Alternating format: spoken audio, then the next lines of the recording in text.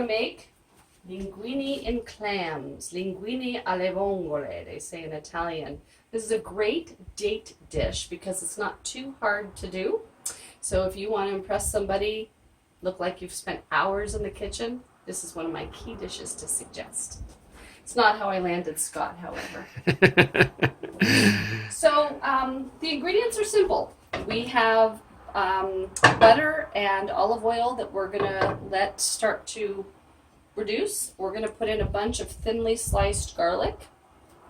I'm going to go ahead and put in maybe half this bottle of wine and then let it reduce. And what that means is it just sits here and sort of condenses. The vapors come up and the sauce reduces and it sort of gets rid of that winey flavor, and the garlic just tastes even better.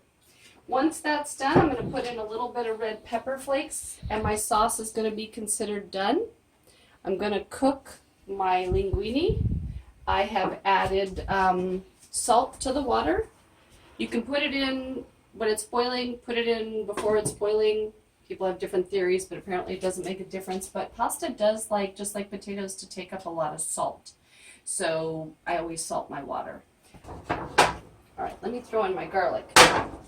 I'll show you my clams. And I've got it on sort of a medium flame there.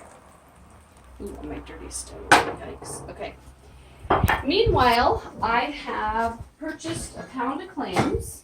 When I got them home, I put them in a bigger dish than this with some coarse salt and ice cubes and poured cold water and let them sit there. I actually let them sit there all afternoon, but you have to do it for at least 30 minutes. And if they're alive, they're going to be open like this. Or they might be fully closed. Closed, not clothed. This is my naked clam. And what happens when you put them in here, apparently, with the salty water, is that they pretend that they're living in the ocean and they spit out their sand.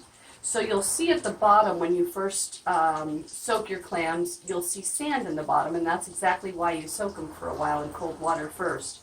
Then I rinsed every clam well with under cold water, put it back in here with some ice, and I'll just drain this before I add it to my wine sauce.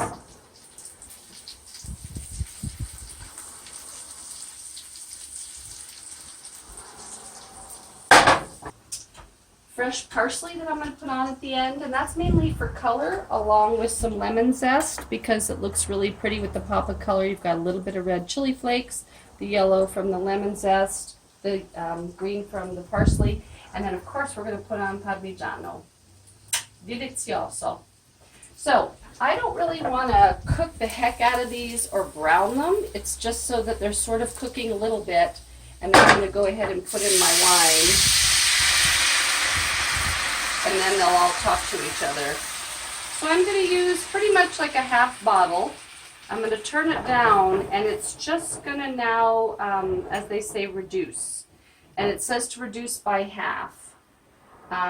So sometimes I sort of look at where it is, and then it goes down, and then I know it's time to eat. It's not like I measure, very formally. We have brought our pasta water with salt up to a boil. There's just Scott and I having dinner tonight, so I'm just going to do a half a pound, which is half of this box. I'm just breaking it up in there in about 7 minutes, and it's al dente, which means to the tooth. So it has a little bit of bite because it'll continue to cook here a little bit. I'm happy with my with my clam broth. I'm going to do a pinch of red pepper flakes, and a pinch usually means you just pick them up with your finger and go like that. Yeah, that's actually that's great. You can make it more piquant if you want. And then we're just going to put in our clams. I don't have like 2 pounds worth, so I'm just going to put them in like this. And the essence of the sea from all our little clams is going to come out of here in about 5 minutes.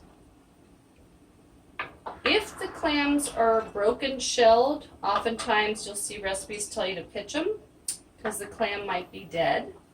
And if a clam does not open, which means literally the shell's open. If it does not open, they tell you to throw it away. I usually have more liquid than this. I'm not sure why I don't today.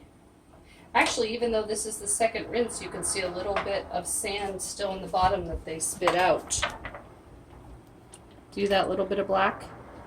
So they were still spitting. And then what's really cool, I had a friend that said you could tell when they were done because they were all happy. They all opened their mouths and they were just happy in the plate or the bowl. So I'm going to cover this and cook it, and in about 5 minutes it'll all be open. So you're probably wondering how the clams are looking. Let's go. Ta-da! See? Wow. Now you see this one that didn't open? If he doesn't open and this one doesn't spring open, we're going to throw them away because they're actually considered dead and you can get sick if you eat them apparently. Okay, but all the rest of them have given up their life to make us linguine alle vongole. So we'll put that there. They've reduced some of the juices from the clam have gone into that broth. What you should notice is that the wine is reduced. If you taste that sauce and you're like, ooh, wine, I have not reduced it enough.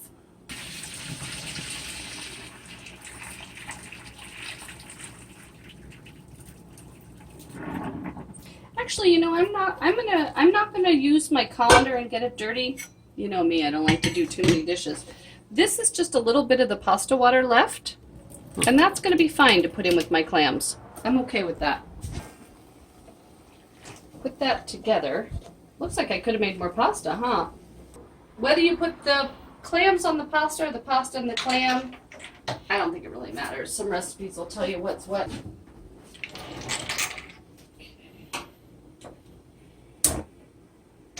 So, unfortunately, these two clams did not open. So those get pitched. They had their time. They didn't do what they need to do, so we have to say bye-bye. But out of 18 clams, just to lose 2 is actually not bad.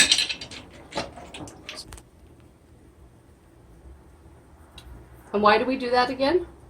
The parsley? For color. Contrast, yeah. Good. And we have a little bit of lemon. Now that's not for color because you're not going to see that. Nope, that's for flavor. Typically you don't use any pepper in a linguine recipe. Oh, interesting. I've never seen them add, it's the red pepper. I've never seen them add white or black. And then the cheese is going to make it sort of come all together.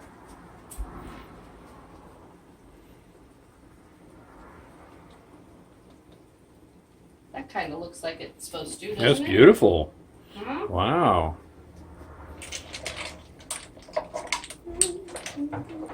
This is done. This looks aces. And when I plate it, I'm going to actually add a little bit more Parmesan.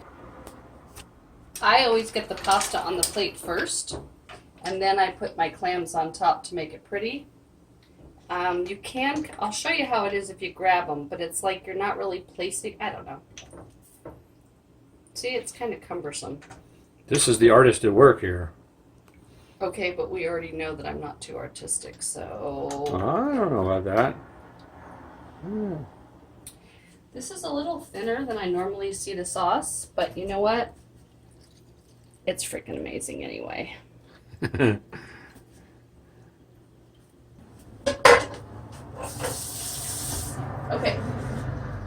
We're going to give it a tiny bit of